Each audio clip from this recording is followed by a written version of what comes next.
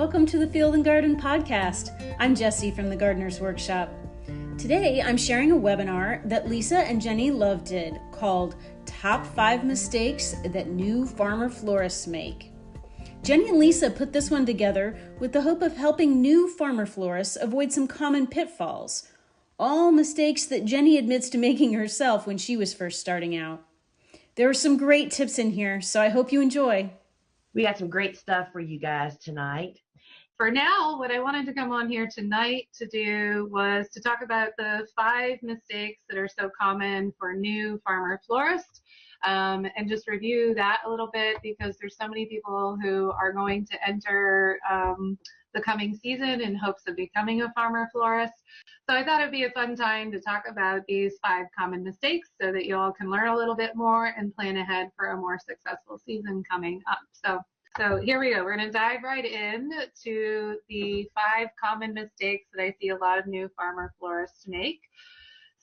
These are all mistakes that I made myself in the beginning. So I'm speaking from experience here. So one of the biggest mistakes that I see new farmer florists make is that they don't value how important a walk-in cooler is to the success of their operation. So a lot of farmer florists try to get started and don't have a cooler yet. And I completely understand why, because I didn't have a cooler for my first 3 seasons either. So I get it. I understand it seems like a big ticket price, and you don't necessarily have a lot of money to spend at the beginning of your operation. So I'm here to encourage you to prioritize that expense and put it at the top of the list instead of letting it slowly fall down to the bottom of the list because you're just intimidated by the concept of getting a cooler put in at your farm or wherever you could possibly put it in if you have a design space or wherever it might be. So the reasons that you nearly need a cooler is because you're working with a very perishable product. Ideally, you want to be charging a good price for that product. And so if you routinely show up at a wedding with somewhat wilted flowers, it's going to be hard to get clients to be really happy with your work. So if you have a cooler, you can start the design process so much earlier in the week. It's going to reduce your stress level as a designer. You're going to have a much higher quality product to offer your client. And then also you can store flowers for longer from your harvest window. So it's not just about being able to properly store the finished design flowers, but you as a farmer florist need to be able to be harvesting like a week or more in advance for your wedding work so that you have enough flowers and enough stems to actually do the wedding. So a cooler is absolutely, hands down, the best thing you can invest in from the start for your farmer florist operation. Every flower farmer should have a cooler, but you definitely need a cooler if you're going to start doing weddings and other large events. So do that this season. I don't care whether you're just starting out or not, do it this season. So that is mistake number 1. I have a question. Oh boy, always a question. So you are on board with CoolBots? I am. I love CoolBots. I have a CoolBot. I've had a CoolBot since the beginning. My cooler is actually an old cooler, it is a walk-in cooler that is a traditional cooler, but we took the compressor out of it because the compressor is really expensive, and they tend to break down a lot.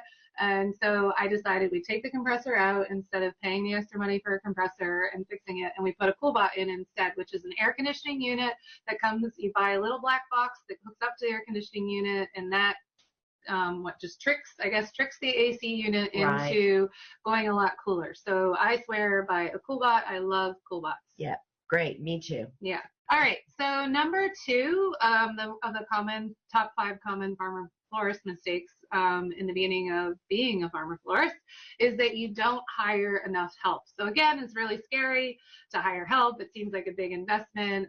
Any new business owner has a really hard time hiring help. Did you have a hard time? Oh my goodness, it's very frightening. It's so scary. You don't want to necessarily commit to somebody. You don't know how much it's going to cost, so on and so forth. But if you really want to build a successful farmer florist operation, it's important to have a lot of hands to help with those critical timelines in wedding work, because you can't have any excuses here for not showing up with the wedding flowers. It's not like if you get sick and you don't go to farmer's market, that really stinks and you'll lose money that way. Right. But nobody's going to threaten to sue you if you don't show up at the farmer's market. So it's good to have help, and something that the sooner you can bring help on board, the better it'll be, because you'll learn to let go of all the control, and you'll learn how to delegate those tasks. And you won't build a business that just leans on your own shoulders, which is what I did. Yeah. And it's really, really bad. Trust us, two very experienced business owners, two women who are exceedingly driven to do it all ourselves and have a real vision. We both built businesses on our own shoulders and probably nearly crushed ourselves. And I wish I had been smart enough to hire sooner. So. Well, and don't you think a lot of people could have been great businesses, but because they don't hire, they never make that next step. You get stuck, because you can't really grow anywhere from there if you continue to try to do everything yourself. And what I found is that I got into this exploded bloom of growth, so to speak, as my business grew, it got so much bigger really rapidly that I was too stressed and too tired to actually hire good help. Right. Like I got too far beyond the ability to hire, and then everything really fell apart for a little while. But then as soon as I hired help and learned to let go and learned to delegate, it's all up from there. I mean, that's really, really key. So that's your second top mistake that farmer-florists make at the beginning. Okay, so number 3, I'm reading my notes here, don't mind me looking down, but number 3 is focusing too much on the flowers in your field and not on foliage. So we all made this mistake at the beginning. You get so excited and wrapped up in how pretty those flowers are, and foliage is just this green stuff over here, and you assume that if you plant some Floral and maybe some Dusty Miller, you'll be good to go. That's not the case, and I hear this so many times from newer growers, but especially for farmer-florists, you really, really need a stable full of really unique foliage, and you're going to need a lot of it, because to make 20 or 30 identical centerpieces, you need to have that volume of foliage. And a lot of times new farmer-florists really get sucked into just planting really sexy flowers, and forget to dedicate a lot of space to foliage as well. So at my farm, I aim for 50-50. I've got 50% flowers and 50% foliage, because that's how much I love foliage. So plant more foliage if you're a new farmer-florist, and if you're just starting your very first crop plan for your farm, go back to the drawing board. If you don't have a lot of foliage in there already, clear a couple beds, get rid of some flowers, and put in some foliage. It's really, it just makes designing so much easier. So sure, you can make a beautiful floral arrangement with just flowers, but it's going to take up a lot more stems to fill that base. So if you have really good foliage and make it really interesting, then making a flower design from there is easy. So all right, so should we hit number 4? Number 4. Okay, so number 4 common mistake that new farmer-florists make is not valuing their time.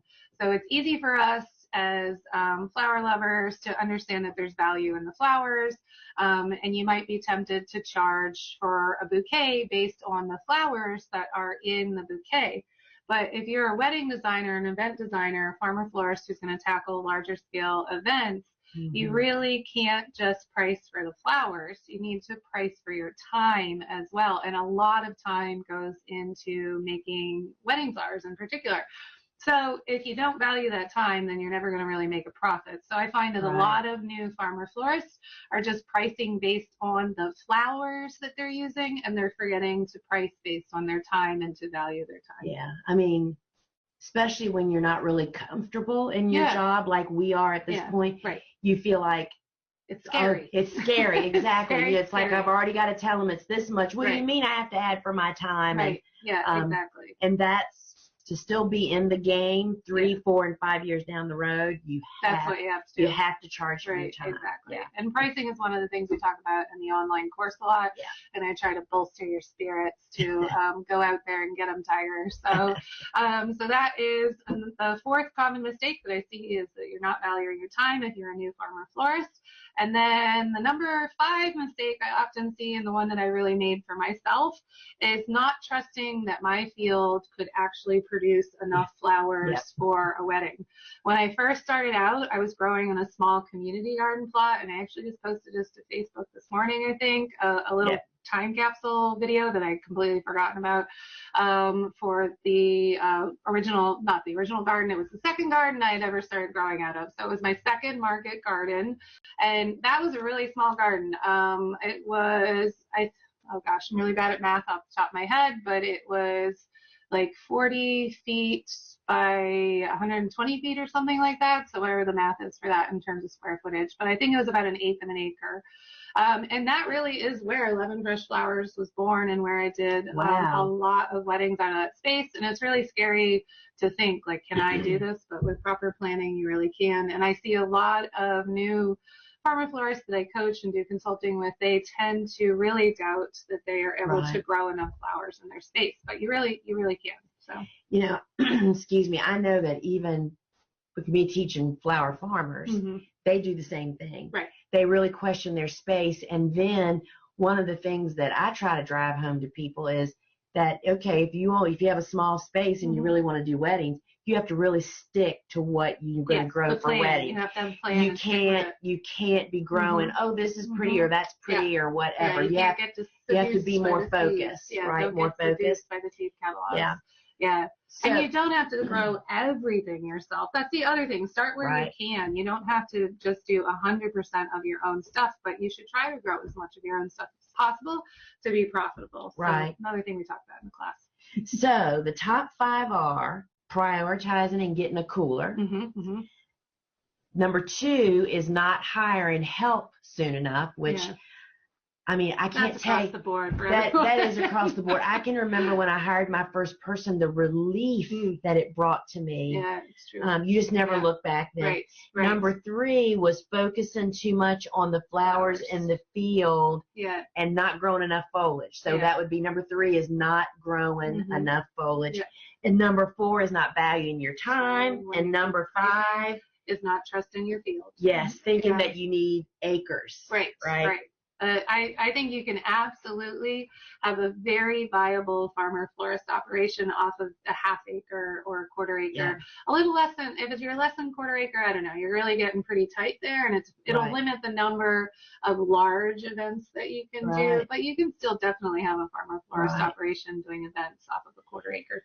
Right. So everybody that's on here got the email. That's how you got this link. So that means you got Jennie's PDF of your favorite containers, your favorite container list. So you already got those 2 pieces. We're really excited about it. So if you want to check out the course, go to thegardenersworkshop.com, go to our online courses, to the flower farming schools, and you'll find some of the details there. We are really feel like we want to help other people get to where we are. Yeah, y'all, the only reason I'm doing this course. She had to convince me. I did. I had to convince her to do it. But there's not enough of us.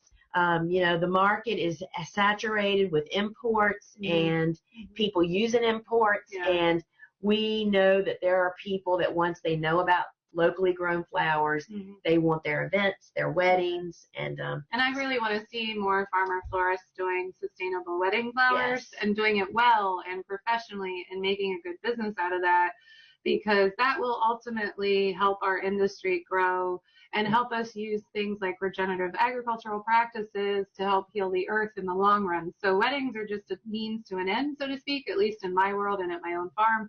I'm using them as a way to make good profit so that then I can turn that profit into good works for building community and building this farm that's going to help heal the earth. So that's why I'm motivated to do this course, is because I want to help other people learn how to make enough money through weddings that their farm can do bigger and even better things in the big picture kind of sensibility. Because we know there's lots of people out there that want to do them. We read on the Facebook groups all the time, young growers, meaning young being new at growing, that are committing to doing weddings in their first season or so. Very scary. It is very scary.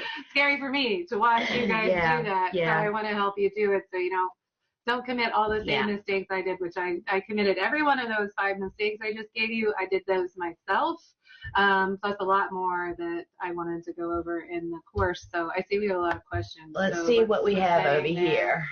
Oh, somebody's getting Martha Mason's getting her Cool Bot. Oh, Martha. Yeah, there you go. Yep, exactly. Kate is asking, do you know what temperature range is best for refrigeration on flowers? Oh, yeah, definitely. I noticed on CoolBot has ranges in different size air conditioners based on temps. Yep. So the range of temperatures that you want to store your flowers at varies along the course of the season. At least for me, I've always found the best. I don't know if you have, Lisa. So in the springtime, when flowers are used to cold weather outside, so we're talking about like ranunculus and tulips and all those things that are used to being cold anyway, they want to be as cold as possible in the cooler without freezing. So I aim to get my cooler as cold as possible, which usually is 34 degrees. Usually a CoolBot won't go any cooler than that. But then during the summer, when we get to the summer flowers like zinnias and even dahlias, and they are used to the heat outside, they don't want to get really super cold. So then we bump our cooler temperature to 40 degrees through the summertime, and then go back down again in the fall once the weather gets really cool again. So you're going to vary your temperature in your cooler, but you should definitely go with a CoolBot recommendation to get it as cold as possible, so you always have the flexibility to get as cold as possible. Yeah. All right, let's see here. Suggestions for foliage. Oh man, I grow 100 different varieties of foliage. There's a lot of them. In the course, I go over 10 of my favorite foliages for wedding floral design. But I'll just throw a few quickies at you. Mountain mint is such a wonderful staple, no matter how you're selling flowers or what you're doing with them. Can't ever have enough. Never have enough of that. Forsythia is a hidden gem that you may never have considered for foliage. So forsythia is a secret weapon if you're doing installation work as a farmer florist. So that's one you maybe never thought about. And then, you know, the good old Dusty Miller that is never going out of style for wedding work is another one. But I've got a very long list of foliages. Let's see, I've been hit with the perception that commercial grown flowers are free of bugs and that farm grown flowers will be full of bugs. How do you handle that? Well, go for that, and I'm going to look for more. It's kind of accurate. I'm not going to lie. Yeah. This is about customer education in my world. We grow completely 100% chemical free at Love and Fresh Flowers at my farm, and we are actually certified naturally grown at this point, which is the equivalent of being organically certified. And so there are going to be bugs on my flowers. That's just part of the process. And so I think it's important to educate your customers that that's a real possibility, that a ladybug is going to show up in their flowers occasionally, maybe an aphid. Frankly, nobody sees aphids anyway, but I like to turn that story on its head, so to speak. Instead of it being a bad thing that bugs are in the bouquets, the fact that there could be a bug in the bouquet means that it's actually a healthy, whole, like, that it's real, that chemical-free, that it's been grown in a way that a bug could actually survive. So instead of being anxious about potentially having customers ask you about bugs in your flowers, I think you should really dive into that conversation and explain to them, well, the reason there aren't flowers on bugs on commercially grown flowers is because they've been sterilized with ridiculous chemicals that you don't want to even ever touch, chemicals that could cause cancer, studies have shown have caused blindness and all sorts of things. So instead, flip that script and use it as an opportunity to educate your clients on how you're using sustainable growing methods. So over here we have questions. That's all right. That's right. We're having to look. So let's see, Sherry, do you just use chicken wire and floral frogs, or do you use the plastic cages that are reusable? All right, I think you're talking about pillows in terms of the plastic cages. In my floral designs, in my centerpieces, like those spilling over composts that I'm so well known for, that's chicken wire. I don't generally use floral frogs. It's just not natural to me. Like I learned on chicken wire, so I use chicken wire. I find you're either a chicken wire fan or a floral frog fan. In terms of those plastic cages known as pillows, I have not actually worked with those at all, so I don't have any experience to talk about those in any way. Sure. Yeah. So Lily's asking, what will the course include? Just hit the six session topics. Oh boy, can I remember them off the top of my head? And what is your lead time in prepping for a wedding or event? Okay, I'm going you'll to go get the course syllabus. Okay, the lead time for prepping for a wedding or event, because I have a cooler. Remember, that was one of the top 5 mistakes that new farmer florists make. because I have a cooler, I can start on a Monday designing for a wedding. So the very first steps I take in designing for a wedding happen on Monday. And then we just work at a slow, steady pace through the week and design little pieces of the puzzle all through the week. So this really reduces the stress that I have as a farmer florist, is because I have that cooler to use, so I can be designing well in advance. So we start on Monday for a Saturday wedding and just take a little bit at a time. Okay, so I'm just going to read you what the class titles. And a class is made up of many individual sessions. Sessions can be from 10 minutes. What's your longest? You got some long ones. I got some long ones, over an hour. Yeah, so I mean, Yeah. so you get a group of a bunch of different videos. So class 1 is our weddings and events right for you, and which one. She talks about every, oh my goodness. Class 2, growing and sourcing flowers for weddings and events. So there's a little bit of growing information, but I want to be really clear here that this is not a growing course. Right. You should take probably Dave's class, actually, Right. at the Gardener's Workshop. His Yep. is probably the one that you really should take if you want to do weddings. And then class 3 is finding clients. And this is where my sister lost her mind. Because she talks about Instagram, Pinterest, Facebook, Google, and blogging, whether you should pay money to be on the wedding wire and the not. This is an amazing course in itself. It's a special cocktail of my marketing know-how online. So. And then class 4 is communicating with clients, handling those brides, right? Setting boundaries with clients. And then class 5 is crafting a complete proposal package. That was... So you can have all the pieces. Yeah. You know exactly what you should be giving that client if you haven't been doing weddings before. Class 6 is pricing for profitable wedding work. Yeah. Holy cow. And then lots of handouts. And then there's a lot of handouts. And you do know that once you buy the course, it's yours forever. It's unlimited access. You can watch it as many times, as often as you want, to go back and review things. So someone's asking about the minimum size cooler you recommend. Right. The bigger the better. Yeah.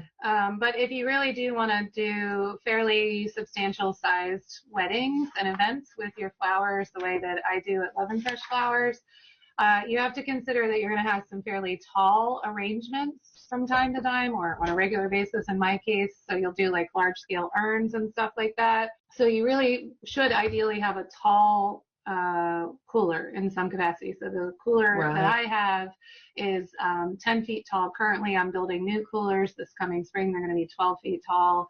Wow. And then that way I can put lots of stuff in them and lots of shelving and so forth. So one of the things I will say is you should not, as a farmer florist at least, just try to get one of those display coolers, the things that just have like the door you slide back, and there's just like a few because you can find them pretty cheap around. You can find them cheap, but don't fall for that. Yeah. Invest your money in an actual walk-in cooler because you need the space as a farmer florist for a lot of designs. And I think Dave even talks about in his class about building the room. Oh yeah, we're building the room that's good. Yeah, you build a room that's well insulated, and anyway, I think Coolbot has some tips on that. The Coolbot website is phenomenal. They have all that information over on there. I'm just really pleased, and we're very excited about this course. It's going to be a good one. And we're just really thrilled, and we thank you guys. Everybody's saying thank you, so we appreciate it. So, hey, y'all, ciao till we meet again. All right, bye, guys. Hey, friends, I just wanted to take a moment to share with you what some of the students are saying about Jennie Love's course, Farmer-Florist School, The Wedding Process. Jennie of Eastview Gardens says, I'm a flower farmer expanding into wedding work with confidence, and Jennie's course did not disappoint. She is knowledgeable, down to earth, approachable, and is willing to share all the details for success. I am beyond grateful to have the info in this course to keep coming back to as I figure out my own path. Thank you. Christine says, Jennie so generously shares her vast knowledge of flower farming and how to run a successful farmer-florist operation. In this course, She shares everything from contracts to what specific flowers you should grow for weddings. Her knowledge and expertise has contributed greatly to the success and growth of our little flower farm. If you're a flower farmer thinking about dipping your toe in the event world, or even a seasoned farmer florist looking to up your game, this is the course for you. It is filled to the max with helpful information, and we constantly find ourselves revisiting the content over and over again. Friends, if you want to learn more about Jennie Love's course, head on over to thegardenersworkshop.com, go to the online course page, check it out, read other student reviews. Don't miss this opportunity to start or expand your cut flower operation. Okay, welcome back. So I've included a link in the show notes to the PDF that they mentioned here, which outlines Jennie's favorite wholesale resources for vases and other floral design hard goods. I've also included a link to Jennie's on-demand workshop and her online school called Farmer-Florist School Online, The Wedding Process. I hope you consider taking Jennie's workshop and course. They're both jam-packed full of information that's very useful for both beginner and more advanced farmer florists. You won't regret it. So that's all for today. If you like what you're hearing here on the Field and Garden Podcast, we'd love it if you'd tell a friend about us and leave a review for us wherever you get your podcasts.